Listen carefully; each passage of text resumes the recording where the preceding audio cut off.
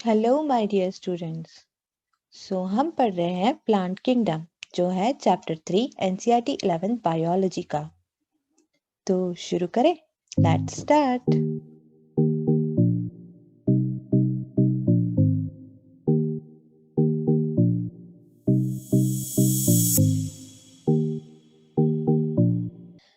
तो इस video lecture में हम डिस्कस करने वाले हैं ब्रायोफाइट्स के बारे में। ब्रायोफाइट्स से पहले हम थैलोफाइट्स ऑलरेडी डिस्कस कर चुके हैं। अगर आपको थैलोफाइट्स के बारे में जानना है तो आप यहाँ पे ऊपर आई बटन पे क्लिक कर सकते हैं और नीचे डिस्क्रिप्शन बॉक्स में भी आपको थैलोफाइट वाले वीडियो लेक्चर का लिंक मिल जाएगा। ठीक है, तो अब हम ब्रायोफाइट शुरू करते हैं। ब्रायोफाइट में मोस्टली कौन से प्लांट्स आते हैं? ब्रायोफाइट्स, पहली बात तो देखो, ब्रायोफाइट्स जो होते हैं ना, हर्बेशियस प्लांट्स होते हैं, बहुत छोटे छोटे प्लांट्स होते हैं। प्रॉपरली हर्ब भी नहीं होते। अगर हम हर्ब की बात करें तो हमारे दिमाग में आता है जैसे कि टोमेटो हर्ब हो गया, छोटा सा प्लांट है जिसमें स्टेम है, लीफ है, रूट्स हैं। तो इस तरीके के प्लांट्स नहीं होते ये, क्योंकि सबसे पहली बात तो जो ब्रायोफाइट्स है वो इतने ज्यादा डेवलप प्लांट्स नहीं है। इनमें रूट, लीफ, स्टेम जैसे स्ट्रक्चर्स डेवलप नहीं हुए हैं। ठीक है, इनकी बॉडी मोस्टली थैलॉइड होती है। ऑब्वियसली जो ये थैलस होता है ये एल्गी से ज्यादा डेवलप होता है, बट ऑब्वियसली थैलॉइड ही होती है इनकी बॉडी स्ट्रक्चर। कुछ ब्रायोफाइट्स होते हैं जैसे मॉसेस होते हैं जो लीफी भी हो सकते हैं, जो छोटे छोटे, जिनमें स्टेम जैसा स्ट्रक्चर डेवलप हो जाता है, लीफ जैसा स्ट्रक्चर डेवलप हो जाता है, रूट जैसा स्ट्रक्चर डेवलप हो जाता है।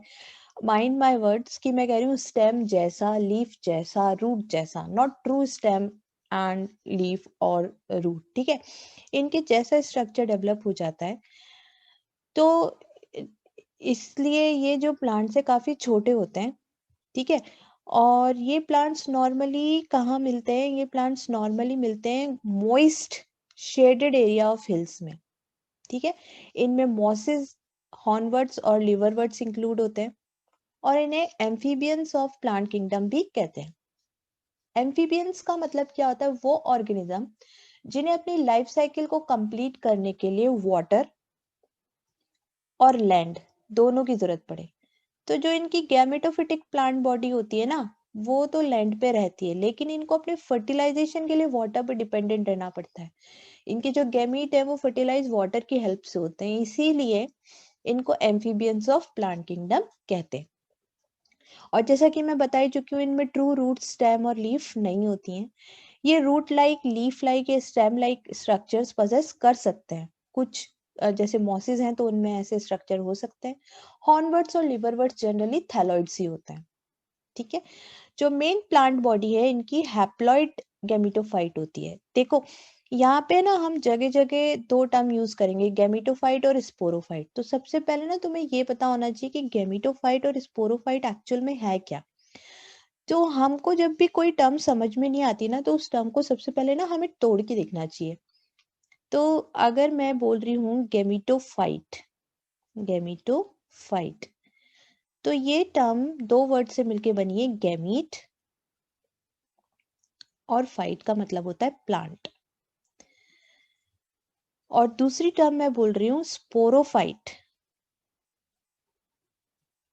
ये भी दो टर्म से मिलके बनी है, स्पोर और प्लांट का अगेन मीनिंग क्या होता है, फाइट का अगेन क्या मीनिंग होता है, प्लांट। तो ये प्लांट की वो जनरेशन है जो कि गैमीट बेयर करती है, गैमीट फॉर्म करती है। ठीक है, और ये प्लांट की वो जनरेशन है स्पोरोफाइट जो कि स्पोर बियर करती है, स्पोर फॉर्म करती है। ठीक है, नॉर्मली हम किसी भी प्लांट की बात करें, किसी भी प्लांट की बात करें, यहाँ तक कि एंजियोस्पर्म में भी गैमेटोफिटिक और स्पोरोफिटिक दोनों जनरेशन होती है प्लांट्स में। ठीक है, तो सबसे पहले ना मैं एक जनरलाइज सा आइडिया बता देती हूँ। नॉर्मली क्या होता है, हम यहाँ पे हम क्योंकि ये ब्रायोफाइट्स की बात कर रहे हैं तो हम गैमेटोफाइट से स्टार्ट करते हैं। जैसे गैमेटोफाइट है, तो जो गैमेटोफाइट जनरेशन होती है नॉर्मली हैप्लॉइड होती है। ठीक है, ये गैमेटोफाइट प्रोड्यूस करती है हैप्लॉइड गैमीट्स। तो ऑब्वियसली ये जो गैमीट्स हैं वो हैप्लॉइड जनरेशन से ही फॉर्म हो रहे हैं, तो ये as a result of meiosis नहीं प्रोड्यूस हो रहे हैं। सबसे बड़ी बात, सबसे इंपॉर्टेंट बात है, जो गैमीट है वो माइटोसिस से प्रोड्यूस हो रहे हैं as a result of mitosis, not meiosis, क्योंकि हैप्लॉइड सेल में कभी भी मियोसिस नहीं होता। ठीक है, ये गैमीट फिर फ्यूज होते हैं। ठीक है, फ्यूजन के बाद दो गैमीट, मेल गैमीट और फीमेल गैमीट फ्यूज होंगे। ये फीमेल गैमीट हो गया, ये मेल गैमीट हो गया, फ्यूज होंगे और एज अ रिजल्ट ये 2n जाइगोट बनाएंगे। ठीक है, डिप्लॉइड जाइगोट बनाएंगे। अब ये जो जाइगोट है ये फर्स्ट सेल होती है ऑफ स्पोरोफिटिक जनरेशन, यानी डेफिनेटली ये जो जाइगोट है वो किस में डेवलप होने वाला है, स्पोरोफाइट में डेवलप होने वाला है। तो ये जाइगोट जो है वो डेवलप होगा स्पोरोफाइट में, और क्योंकि ये डिप्लॉइड जाइगोट से डेवलप हुई है स्पोरोफिटिक जनरेशन, तो ऑब्वियसली ये जो स्पोरोफाइट होगा ये भी कैसा होगा, डिप्लॉइड। अब इस स्पोरोफाइट में कुछ स्पेशलाइज सेल होंगी जिन्हें स्पोर मदर सेल्स बोलते हैं। उन सेल्स में मियोसिस होगा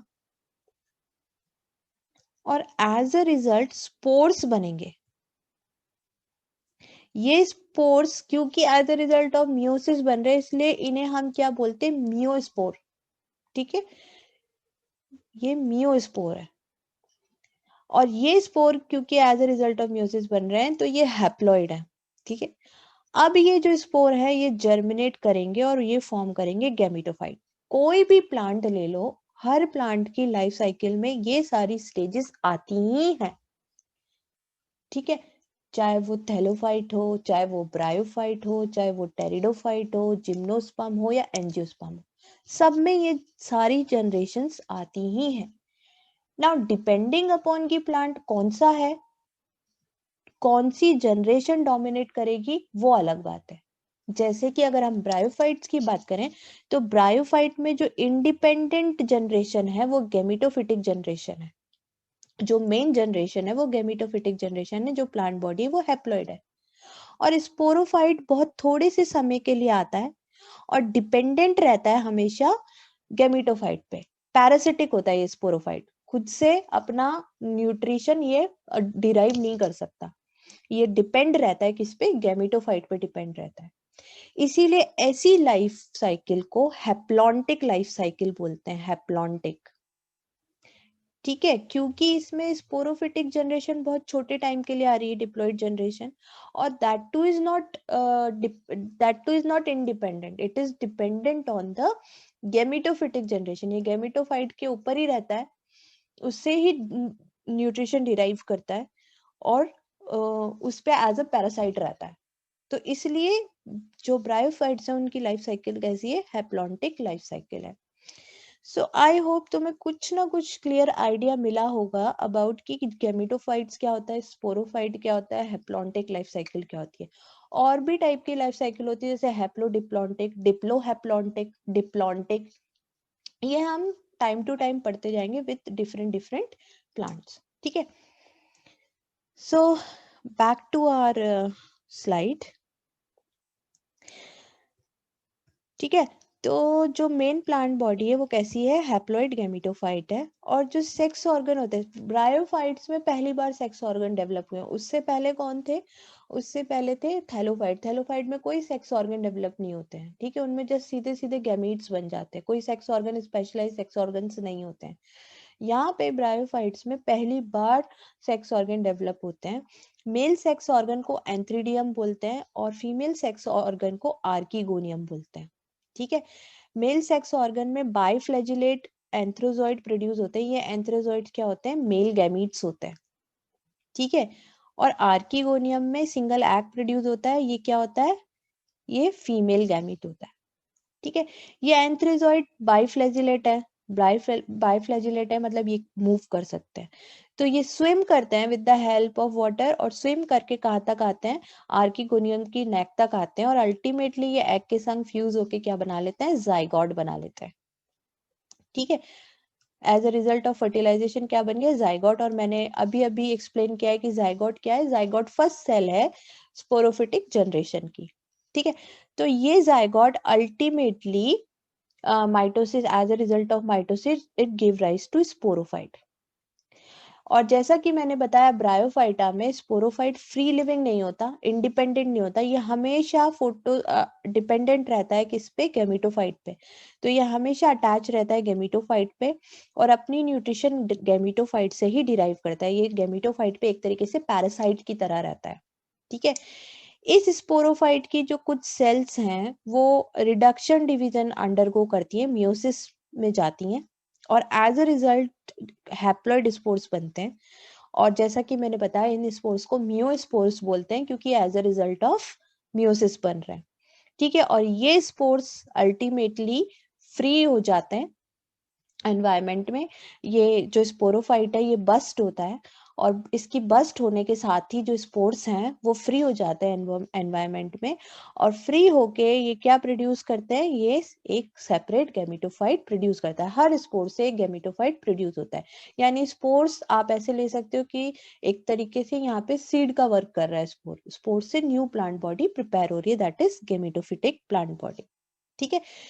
ब्रायोफाइट की जनरल इकोनॉमिक इम्पोर्टेंस बहुत ज़्यादा नहीं है। हाँ, कुछ होम्योपैथिक मेडिसिन में ब्रायोफाइट्स का इस्तेमाल किया जाता है, लेकिन इकोनॉमिकली ये काफ़ी कम इम्पोर्टेंस के हैं। अगर हम जैसे अभी हमने जब अगर हम फंगस की, बैक्टीरिया की या एल्गी की बात करें तो उनकी इकोनॉमिक इम्पोर्टेंस जितनी ज़्यादा है उतनी ब्रायोफाइट्स की नहीं है। प्लस ब्रायोफाइट्स को कभी कभी एज अ पैकिंग मटेरियल भी यूज़ करते हैं क्योंकि इनकी वाटर होल्डिंग कैपेसिटी काफ़ी अच्छी होती है। तो अगर आपको कोई लिविंग मटेरियल को ट्रांसपोर्ट करना है काफ़ी दूर तक, तो फिर उसको ब्रायोफाइट्स के अंदर, मॉसिस के अंदर पैक करके छोड़ा जाता है ताकि उस वाटर की सप्लाई उस लिविंग मटेरियल में कंटिन्यूअसली बनी रहे। जैसे और जब हम बड़े लेयरिंग की बात करते हैं एंजियोस्पर्म में, वेजिटेटिव रिप्रोडक्शन में एक मेथड होता है लेयरिंग, जिसमें एयर लेयरिंग की बात करते हैं। तो एयर लेयरिंग में भी इसका मॉसिस का इस्तेमाल होता है इसी वजह से, वाटर रिटेंशन कैपेसिटी की वजह से। खैर that is a different point. लेकिन जो ये है मॉसेस या ब्रायोफाइट्स, इनकी इकोलॉजिकल एनवायरनमेंट काफी अच्छी है क्योंकि ये इनको ऐसा माना जाता है कि किसी भी एरिया में जब लाइफ का सक्सेशन होता है तो ये पहले वहां पे मेंबर होते हैं। जैसे कि ये हिल्स पे पहले आते हैं और हिल्स को धीरे धीरे धीरे धीरे ये किस में कन्वर्ट कर देते हैं, सॉइल में। तो ये सॉइल जनरेट करने के लिए काफी इनकी एक इम्पोर्टेंस है। तो किसी भी एरिया में जो फर्स्ट कॉलोनाइजिंग एनिमल्स ऑर्गेनिजम्स होते हैं वो कौन कौन से हैं, लाइकेन्स हैं और मॉसेस हैं, ठीक है। तो इसीलिए इनकी ग्रेट इकोलॉजिकल इंपॉर्टेंस है। ये रॉक को डिकम्पोज कर देते हैं और सबस्ट्रेट को सुटेबल बनाते हैं for the growth of higher plants, क्योंकि हायर प्लांट्स को तो ग्रो करने के लिए सॉइल की जरूरत होती है। तो ये रॉकी सबस्ट्रेट पे ग्रो करते हैं, उस रॉक को डिकम्पोज करते हैं, कन्वर्ट करते हैं सॉइल में, मोटी लेयर, सॉइल की मोटी लेयर में। और फिर वो सॉइल जो होती है वो सुटेबल होती है for the growth of other higher plants. तो अगर किसी हिल पे बिल्कुल लाइफ नहीं है, वहां पे लाइफ स्टार्ट होगी तो सबसे पहले वहां पे लाइकेन और मॉसेस आएंगे, धीरे धीरे वहां पे सॉइल की परत बनेगी और फिर वहां पे दूसरे हायर प्लांट्स भी सक्सेस करने लगेंगे, ठीक है। इसके अलावा इनकी soil binding capacity, water retention capacity काफी अच्छी होती है, तो ये सॉइल इरोजन को प्रिवेंट करते हैं, ठीक है। So these are some importance of bryophytes. Now अगर हम ब्रायोफाइट्स के डिवीजन की बात करें, देखो हर अलग अलग बॉटनिस्ट ने अलग अलग तरीके का डिवीजन क्लासिफिकेशन दे रखा है, ठीक है। एक क्लासिफिकेशन जो तखतजान ने दिया है उसके अकॉर्डिंग ब्रायोफाइट्स को तीन क्लासेस में डिवाइड किया हुआ है, हिपैटोकॉप्सिडा, एंथेरोसिरोप्सिडा एंड मॉसिस ब्रायोप्सिडा, ठीक है।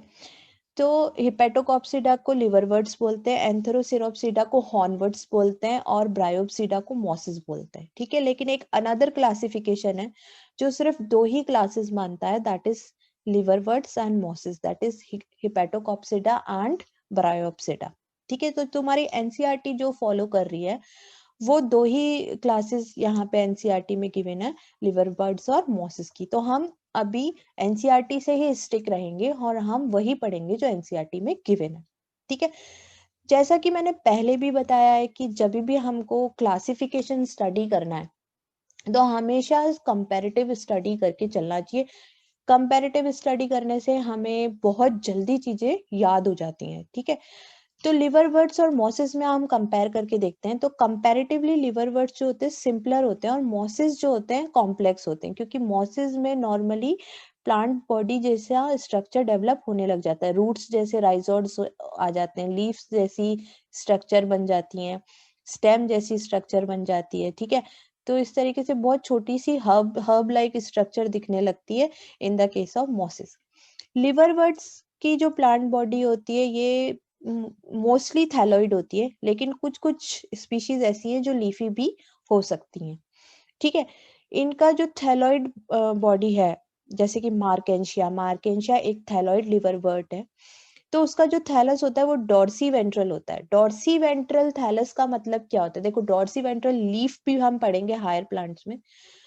डॉर्सी वेंट्रल थैलोइड थैलस का मतलब होता है कि थैलस की डॉर्सल सरफेस, यानी वो सरफेस जो कि लाइट के कांटेक्ट में, सनलाइट के कांटेक्ट में, और वेंट्रल सरफेस वो सरफेस जो कि अवे फ्रॉम सनलाइट है, दोनों डिफरेंट डिफरेंट है। दोनों को आप अलग अलग देखोगे तो आपको डिफरेंस समझ में आएगा। जैसे कि आप एक डाइकॉट प्लांट की लीफ ले लो, कोई भी नॉर्मल मैंगो की, लेमन की, किसी की भी लीफ ले लो, तो उसकी डॉर्सल सरफेस जब आप देखते हो तो काफी डार्क सी होती है, और वेंट्रल सरफेस जो होती है ना काफी लाइट कलर की होती है।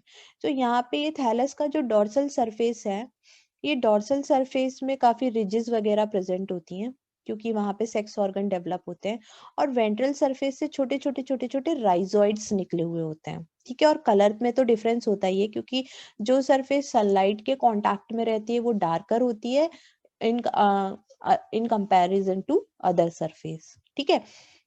वहीं अगर हम इधर मॉसिस की बात करें, तो मॉसिस की जो प्लांट गेमिटोफिटिक जनरेशन होती है, प्लांट बॉडी तो लीफी ही होती है, यहाँ पे थैलॉइड प्लांट बॉडी नहीं होती है। तो ये जो गेमिटोफिटिक जनरेशन है ये बेसिकली दो फेजेस में डिवाइड होती है, एक तो प्रोटोनिमा फेज में और एक लीफी स्टेज में। तो protonema basically creeping branch, creeping filamentous stage होती है, थैलॉइड स्टेज भी बोल सकते हो उसे। और अल्टीमेटली ये प्रोटोनिमा मेटामॉर्फोसिस करके डेवलप हो जाता है किसमें, लीफी स्टेज में, ठीक है। तो ये दो स्टेजेस आती हैं मॉसिस की लाइफ साइकिल में, प्रोटोनिमा और लीफी स्टेज। अब ये डिपेंड करता है स्पीशीज टू स्पीशीज की, कई स्पीशीज में केवल एक प्राइमरी प्रोटोनिमा होता है, उसके बाद डायरेक्टली लीफी स्टेज आ जाती है। कई मॉसिस ऐसे होते हैं जिसमें पहले प्राइमरी प्रोटोनिमा बनता है, उसके बाद सेकेंडरी प्रोटोनिमा बनता है, उसके बाद लीफी स्टेज आती है। तो depending upon species to species की प्रोटोनिमा कितना बन रहा है, ठीक है। राइजोइड्स की अगर हम बात करें तो लिवरवर्ट्स की जो राइजोइड्स होते हैं वो यूनिसेल्युलर होते हैं, लेकिन मॉसिस के जो राइजोइड्स होते हैं वो मल्टी सेल्युलर होते हैं, ब्रांच्ड होते हैं और मल्टी सेल्युलर होते हैं। लीव्स की बात करें तो पहली बात तो ये थैलॉइड स्ट्रक्चर में होते हैं। अगर कुछ लिवरवर्ट्स में लीफ बन भी जाती है, लीफ लाइक स्ट्रक्चर बन भी जाती है, तो ऐसे लीफ लाइक स्ट्रक्चर में मिडरिब नहीं होती है, ठीक है। लेकिन यहाँ पे मॉसिस की जो लीफ लाइक स्ट्रक्चर होते हैं इनमें मिडरिब प्रेजेंट होती है, ठीक है। सो ये तो बात हो गई वेजिटेटिव प्लांट बॉडी की।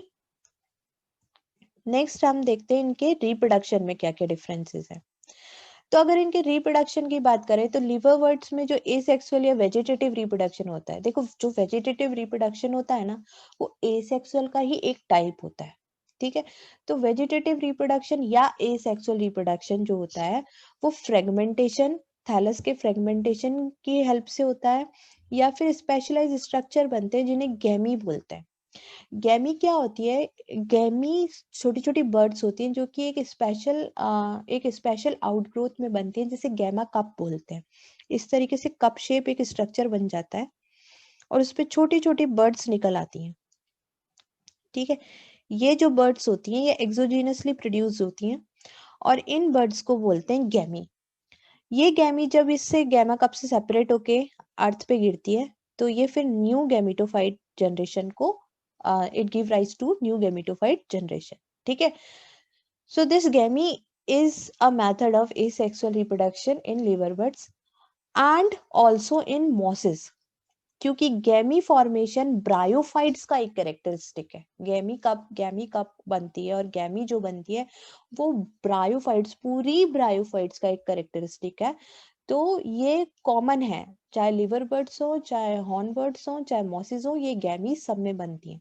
इसके अलावा फ्रेगमेंटेशन और budding through secondary protonema is also a method of vegetative reproduction in mosses. ठीक है, सेक्सुअल रिप्रोडक्शन की बात करें तो मेल और फीमेल सेक्स ऑर्गन जो है वो या तो सेम पे या डिफरेंट डिफरेंट थैलस पे जनरेट होते हैं। ठीक है, सेक्सुअल ऑर्गन्स का हम नाम जानते ही हैं, मेल सेक्स ऑर्गन को एंथ्रीडियम और फीमेल सेक्स ऑर्गन को आर्किगोनियम बोलते हैं।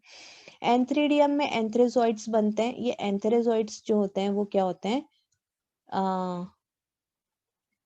मेल गैमिट्स होते हैं।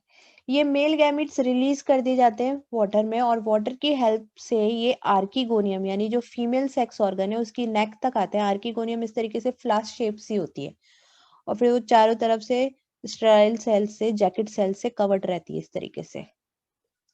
ठीक है, और उसमें आर्किगोनियम में एक सिंगल एग प्रेजेंट होता है जो फीमेल गैमिट होता है। तो ये जो एंथ्रेजॉइड्स हैं, मेल गैमिट्स हैं, बाइफ्लैजिलेट्स जो मेल गैमिट्स हैं। ठीक है, ये आते हैं आर्किगोनियम की नेक तक। आर्किगोनियम की नेक तक आने के बाद ये एग से फर्टिलाइज होते हैं। एग से फर्टिलाइज होने के बाद इधर ही जाइगोट बनता है, यानी जो फीमेल थैलाई है वहीं पे क्या बन रहा है, जाइगोट बन रहा है। और वो जाइगोट जो है ultimately it give rise to sporophyte, यानी स्पोरोफाइट अल्टीमेटली किस पे रहेगा, फीमेल थैलस पे रहेगा, अगर अलग अलग थैलस है तो। नहीं तो कॉमन है तो फिर वो फीमेल पार्ट के ऊपर ही ये डेवलप होगा। ठीक है, तो ये जो स्पोरोफाइट है ये फूड सेटा और कैप्सूल में डिफरेंशिएटेड रहता है। इसे फूड सेटा कैप्सूल किस बेसिस पे बोल रहे हैं, इसका स्ट्रक्चर कुछ इस तरीके से होता है। एक ग्लोबोसा कैप्सूल होता है, उसके नीचे एक लंबा स्टॉक जैसा स्ट्रक्चर होता है, और फिर ऐसा एक बेस सा होता है। इस तरीके से कुछ स्ट्रक्चर होता है। तो ये जो कैप्सूल है, इस कैप्सूल के अंदर स्पेशल स्पोरोजिनस टिश्यू प्रेजेंट होता है जो कि स्पोर फॉर्म करेगा मियोसिस करके। ठीक है, ये जो सीटा है ये कैप्सूल को फूड से कनेक्ट कर रहा है, और जो फूड एक तरीके से हॉस्टोरियम की तरह बिहेव करेगा क्योंकि ये न्यूट्रिशन सक करेगा फ्रॉम द गेमेटोफाइट। ठीक है, तो इसीलिए ये किस किस, ये जो स्पोरोफाइट है ये फूड, सीटा और कैप्सूल में डिवाइड रहता है। ठीक है, तो ये तो बात हुई लिवरवर्ट्स की। अगर हम मॉसिस की बात करें तो मॉसिस में भी एग्जैक्टली यही सब चलता है। सेक्सुअल रिप्रोडक्शन में जो सेक्स ऑर्गन होते हैं एंथ्रीडिया और आर्किगोनिया वो एपेक्स पे प्रोड्यूस होते हैं लीफी शूट के। फर्टिलाइजेशन के बाद जो जाइगोट होता है वो स्पोरोफाइट में डेवलप होता है। Sporophyte is consisting of food सीटा एंड कैप्सूल। सेम फूड सीटा और कैप्सूल लिवरवर्ट्स में भी होता है और यहाँ पे मॉसिस में भी होता है, पर डिफरेंस ये होता है कि यहाँ पे जो मॉसेस हैं इनका स्पोरोफाइट काफी अच्छे से इलेबोरेट सा होता है, काफी बड़ा सा होता है, दूर से ही दिख जाता है, जैसे कि फ्लावर टाइप सा, फ्लावर सा ब्लूम कर रहा होता है, बाहर निकल रहा होता है। ठीक है, और कैप्सूल में क्या बनते हैं, स्पोर्स बनते हैं, वो नॉर्मल है। यहाँ पे लिवरवर्ट्स में भी कैप्सूल में स्पोर्स बनते हैं, यहाँ पे भी मॉसेस में भी कैप्सूल्स में स्पोर्स बनते हैं। फिर ये स्पोर्स जो है कैप्सूल के फटने के संग रिलीज होते हैं और नेक्स्ट गेमेटोफिटिक जनरेशन को they give rise to next gametophytic generation. ठीक है, अगर हम एग्जाम्पल की बात करें तो लिवरवर्ट के एग्जाम्पल कौन से, मार्केंशिया, और मोसिस के एग्जाम्पल कौन से, फ्यूनेरिया, पॉलीट्राइक्रम एंड स्फेग्ना। मैं एग्जाम्पल वही इंक्लूड करती हूँ जो कि आपकी एनसीईआरटी बुक में गिवन होते हैं, क्योंकि आपको वही एग्जाम्पल लर्न करने होते हैं अगर आप नीट के लिए प्रिपेयर कर रहे हो तो। क्योंकि नीट एग्जाम में जो क्वेश्चन आते हैं वो बिल्कुल स्टिक रहते हैं एनसीईआरटी में जो भी मैटर गिवन है उसके साथ, तो आपको कुछ ज्यादा स्टडी करने की जरूरत नहीं है। नेक्स्ट जो प्लांट का डिवीजन आता है वो आता है टेरिडोफाइट्स। टेरिडोफाइट्स, ठीक है, टेरिडोफाइट्स में हॉर्सटेल और फर्न्स जैसे प्लांट्स इंक्लूडेड होते हैं। देखो इन्हें हॉर्सटेल और फर्न्स इसलिए बोलते हैं, इनका जो आउटर अपीयरेंस होता है ना उसको देख के, जैसे फर्न्स की जो लीफ होती हैं वो ऐसे विंग जैसी अपीयरेंस देती हैं, ऐसे जैसे पक्षियों के फीदर होते हैं ना उस टाइप की अपीयरेंस देती है, फीदरी लीव्स होती हैं। ठीक है, हॉर्स टेल की जो लीव्स होती हैं वो इस तरीके से ऐसे निकली हुई होती हैं, और जैसे कि हॉर्स की टेल हो, ब्रांच जो होती है प्लांट की, और उस पे फिर इस तरीके से लीव्स निकली हुई होती है, तो वो हॉर्स टेल सी अपीयरेंस देती है। तो जो आउटर अपीयरेंस को देख के हम कॉमन नेम दे देते हैं। ठीक है, टेरिडोफाइट्स को मेडिसिनल पर्पसेस से यूज किया जाता है एंड ऑल्सो सॉइल बाइंडर, क्योंकि इनकी भी soil retention capacity, water holding capacity काफी अच्छी होती है और इनकी अपीयरेंस इतनी सुंदर होती है हॉर्स टेल और फर्न्स की कि इन्हें घरों में एज अ ऑर्नामेंटल प्लांट्स भी हम ग्रो करा सकते हैं। ठीक है, इनको भी अपनी लाइफ साइकिल कंप्लीट करने के लिए वाटर की जरूरत पड़ती है, क्योंकि ये भी, इनका भी जो फर्टिलाइजेशन होता है वो वाटर की हेल्प से होता है, तो ये भी उस एरिया में ज्यादा ग्रो करते हैं जहाँ पे आसपास वाटर होता है। ठीक है, तो इसीलिए pteridophytes cool dam shady places में अच्छे से फ्लरिश होते हैं। लेकिन कुछ ऐसी स्पीशीज भी है टेरिडोफाइट्स की जो कि सैंडी सॉइल कंडीशन में भी डेवलप होती हैं, but only some species only. ठीक है, नेक्स्ट अगर पॉइंट की बात करें हम टेरिडोफाइट्स में, तो यहाँ पे जो मेन प्लांट बॉडी होती है वो स्पोरोफिटिक होती है। ब्रायोफाइट में हमने क्या पढ़ा था, जो मेन प्लांट बॉडी होती है वो गैमेटोफिटिक होती है। देखो अब यहीं से डिफरेंस चालू होता है। तो अगर लाइफ साइकिल की बात करें टेरिडोफाइट्स की और ब्रायोफाइट्स की, तो यहाँ पे हम कंपैरिजन करके स्टडी कर सकते हैं। सो ये ब्रायोफाइट्स हैं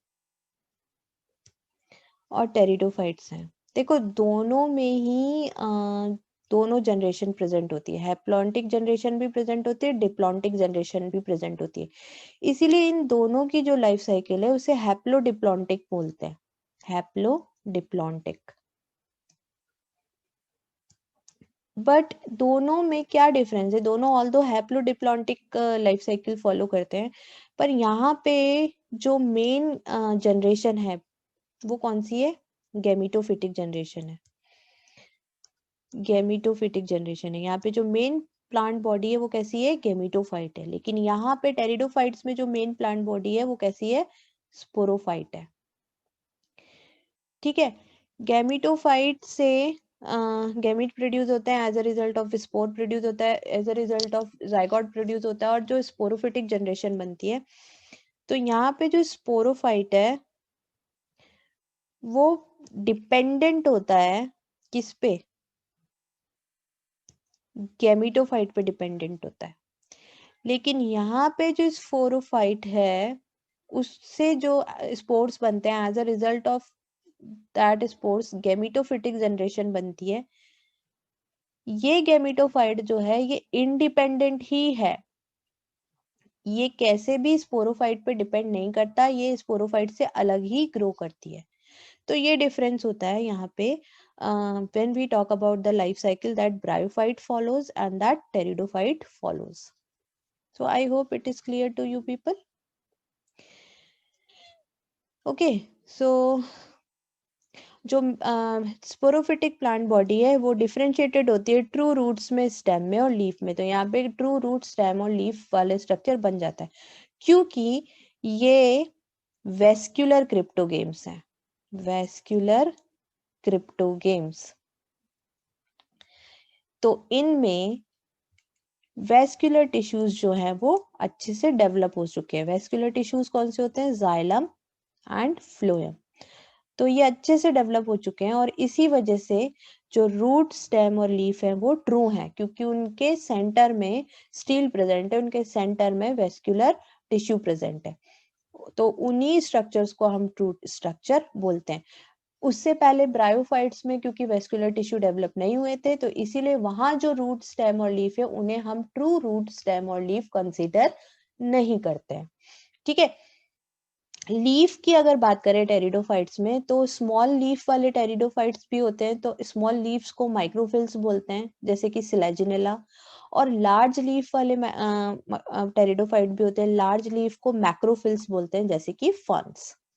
ठीक है, स्पोरोफाइट्स स्पोरेंजिया बियर करती हैं, जो कि लीफ लाइक स्ट्रक्चर से कवर्ड रहती हैं, ऐसी लीफ को स्पोरोफिल्स कहते हैं। तो इस तरीके से ये ब्रांच है यहाँ पे, जैसे स्पोरेंजिया, इस स्पोरेंजिया को एक लीफ ने कवर कर रखा है, फिर ये दूसरी स्पोरेंजिया, इसको दूसरी लीफ ने, फिर यहाँ पे एक और स्पोरेंजिया है, फिर इसको एक और लीफ ने कवर कर रखा है, फिर ये एक और स्पोरेंजिया, इसको एक और लीफ ने कवर कर रखा है। तो इस तरीके से ये एक स्पेशल स्ट्रक्चर यहाँ पे बन रहा है, ये इस तरीके से। ठीक है, तो ये जो लीफ स्पोरेंजिया को कवर कर रही है ना, इन्हें स्पोरोफिल्स कहते हैं। और कभी कभी ये स्ट्रक्चर इतना कॉम्पैक्ट हो जाता है कि ये कोन कोन की तरह दिखने लगता है, स्ट्रॉबिलाई की तरह दिखने लगता है। तो ये भी इनका एक करेक्टरिस्टिक है कि ये कोन या स्ट्रॉबिलाई प्रोड्यूस करते हैं। ठीक है, तो कोन या स्ट्रोबिला किस में प्रोड्यूस हो रहा है, सिलेजिनेला में और इक्विसिटम में। ठीक है, स्पोरेंजिया स्पोर्स प्रोड्यूस करती है as a result of meiosis. किसमें, स्पोर मदर सेल्स में स्पोर मियोसिस होता है, as a result of spore produce होते हैं। ये स्पोर जर्मिनेट होने के बाद एक इनकॉन्पिक्यूअस स्मॉल पर मल्टीसेलुलर और free living, the main thing is free living, mostly photosynthetic thalloid gametophyte को जन्म देती है, जिसे प्रोथैलस कहते हैं। तो यहाँ की जो गैमेटोफिटिक जनरेशन है उसे हम क्या बोल रहे हैं, प्रोथैलस बोल रहे हैं। ठीक है, नेक्स्ट पॉइंट आता है कि ये जो गैमेटोफाइट्स हैं जो प्रोथैलस बनाए, इन प्रोथैलस पे अब कौन डेवलप होंगे, मेल और फीमेल सेक्स ऑर्गन्स डेवलप होंगे। मेल ऑर्गन्स को वही एंथ्रीडिया बोलते हैं और फीमेल ऑर्गन्स को वही आर्किगोनिया बोलते हैं। फिर फर्टिलाइजेशन के लिए, क्योंकि मेल ऑर्गन में एंथ्रीडिया में एंथ्रोजॉइड्स बनेंगे जो कि मेल गैमेट्स हैं, और फीमेल आर्किगोनिया में एक सिंगल एग बनेगा। ठीक है, ये एंथ्रोजॉइड्स वाटर की हेल्प से वापस से आर्किगोनियम के माउथ तक जाएंगे और वहां पे जाके ये एग के संग फर्टिलाइज हो जाएंगे। ठीक है, आर्किगोनिया के अंदर मेल और फीमेल का फ्यूजन होगा, फर्टिलाइजेशन होगा, एज अ रिजल्ट जाइगोट बनेगा। ये जाइगोट अगेन कैसा है, 2n है, स्पोरोफिटिक जनरेशन की फर्स्ट सेल है। ठीक है, ये जो जाइगोट है इसके बाद इसमें बहुत सारे डिवीजन होंगे और ये डोमिनेंट स्पोरोफिटिक जनरेशन को ग्रो करेगा। तो जो डोमिनेंट स्पोरोफिटिक जनरेशन है वो अल्टीमेटली गैमेटोफाइट से ही ओरिजिनेट हो रही है, लेकिन गैमेटोफाइट बहुत छोटा है, इनकॉन्स्पिशियस है, क्लियर नहीं है, मल्टी सेलुलर और थैलॉइड है। उस पे जब जाइगोट बन जाएगा तो वो जाइगोट फिर एक क्लियर स्पोरोफाइट को जर्मिनेट करेगा। ठीक है, जो कि डोमिनेंट फेज है in the life cycle of pteridophyte. तो मेजॉरिटी ऑफ टेरिडोफाइट्स में जो स्पोर्स होते हैं वो सिमिलर होते हैं। आप यू कैन नॉट आइडेंटिफाई कि ये मेल स्पोर है और ये फीमेल स्पोर्स है। लेकिन कुछ स्पीशीज, कुछ जेनेरा जैसे कि सिलेजिनेला और साल्विनिया, उनमें आप अलग अलग देख सकते हो।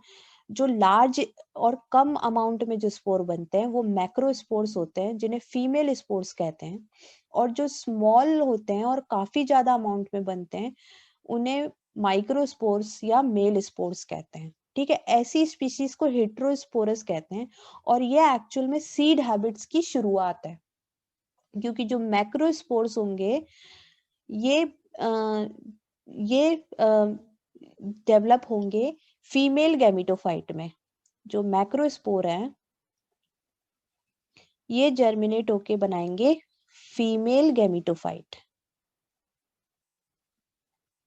ठीक है, और इस पे बनेगा फिर फीमेल गैमीट और मेल गैमीट आएगा। ठीक है, और इस फीमेल गैमीट के संग फर्टिलाइज करेगा, मेल गैमीट इस फीमेल गैमीट के संग फर्टिलाइज करेगा और as a result female gametophyte के ऊपर ही स्पोरोफिटिक न्यू स्पोरोफिटिक जनरेशन बनेगी। न्यू स्पोरोफिटिक जनरेशन बनेगी। देखो ध्यान से सुनो, मैं क्या कहना समझाना क्या चाह रही हूँ, तो तुमको अपने आप पॉइंट समझ में आ जाएगा। जैसे कि ये जो हेट्रोस्पोरस जेनरा होते हैं, इनमें एक जो स्पोर्स होते हैं उनके साइज और शेप में डिफरेंस होता है। ठीक है, तो जो मैक्रोस्पोर्स है अल्टीमेटली वो जर्मिनेट होंगे और किस they give rise to female gametophyte. ठीक है, फीमेल गैमेटोफाइट बन गया। फीमेल गैमेटोफाइट के अंदर कौन बनेंगे, फीमेल गैमीट्स बनेंगे जो कि इमूवेबल है, इस फीमेल गैमेटोफाइट में ही रहेंगे। और ये जो माइक्रोस्पोर्स हैं ये बनाएंगे मेल गैमेटोफाइट को।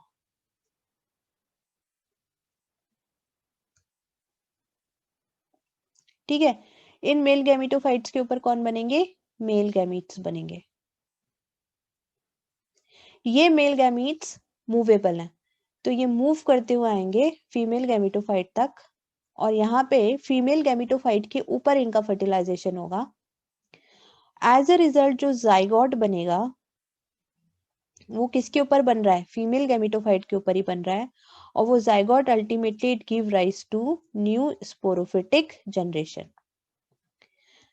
तो ये अगर आप ध्यान से देखो तो इसको हम कंपेयर कर सकते हैं सीड हैबिट से। एंजियोस्पर्म में जो सीड हैबिट्स डेवलप हुई है ना, कि एंजियोस्पर्म में ये स्टिग्मा है, ये स्टाइल है, ये ओवरी है, ओवरी के अंदर ये ओव्यूल है, ठीक है, ओव्यूल के अंदर एक्सेल है।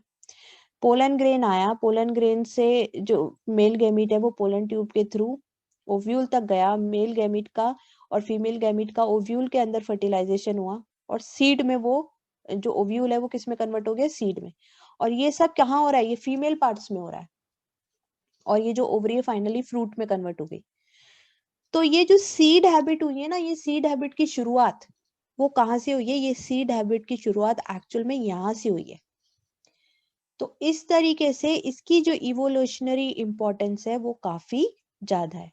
आई होप आपको समझ में आ गया होगा कि मैं क्या समझाना चाह रही हूँ आपको, ठीक है। सो टेरिडोफाइट्स को हम फर्दर 4 क्लासेस में डिवाइड करते हैं। साइलोप्सिडा जिसका एग्जांपल है साइलोटम, लाइकोप्सिडा जिसका एग्जांपल है सिलाजिनिला एंड लाइकोपोडियम, स्फिनोप्सिडा जिसका एग्जांपल है इक्विसिटम, और टेरोप्सिडा जिसका एग्जांपल है डायोप्टेरिस, टेरिस और एडियंटम। सो आज के लिए बस इतना ही। प्लीज मुझे बताना कमेंट करके कि आपको आज का लेक्चर कैसा लगा, आपको मैंने जो समझाया कि आपको सब कुछ समझ में आया, और आप मेरे में अगर कुछ इम्प्रूवमेंट चाहते हैं या आप कोई स्पेशल टॉपिक चाहते हैं जो मैं आपको पढ़ाऊं तो वो भी आप कमेंट बॉक्स में कमेंट करके बता सकते हो। और यार देखो, एक यूट्यूबर जब तक अपने चैनल को लाइक एंड सब्सक्राइब करने के लिए नहीं कहेगा कोई मतलब नहीं बनता। तो प्लीज मेरे चैनल को लाइक एंड सब्सक्राइब करना मत भूलना, और अपने दोस्तों के संग भी जरूर शेयर करना, क्योंकि अगर ये अच्छा है, अगर ये नॉलेज आपको, आपके नॉलेज में अगर ये इसने थोड़ी सी भी बढ़ोतरी की है, अगर आपको एक भी पॉइंट ऐसा था जो पहले नहीं पता था और मेरे वीडियो को पढ़ने के बाद पता चला है, तो प्लीज मेरे वीडियो को शेयर जरूर करना। Thank you and have a nice day. आपको मेरी वीडियो पसंद आई हो तो मेरे चैनल को लाइक एंड सब्सक्राइब मत करना भूलना, और बेल आइकन तो जरूर प्रेस कर देना, वरना मेरे आगे के वीडियो कैसे देख पाओगे। और प्लीज़ मेरे पेज को, जो कि इंस्टाग्राम पे और फेसबुक पे भी है, उससे ज़रूर लाइक कर देना। ये मेरा यूट्यूब चैनल है और ये मेरा फेसबुक पे पेज है www.facebook.com/learnsciencesonline। और जो इंस्टाग्राम पे मेरा पेज है उसका आईडी है learnsciencesonline.com1, ठीक है। और मेरी वेबसाइट जाके ज़रूर विजिट करना, आपको बहुत इंटरेस्टिंग बायोलॉजी से रिलेटेड टॉपिक्स वहाँ पे पढ़ने के लिए मिलेंगे। डिफरेंट मॉक टेस्ट आपको मिलेंगे जो कि आपकी प्रैक्टिस कराएंगे, आपको नीट के लिए प्रिपेयर कराएंगे।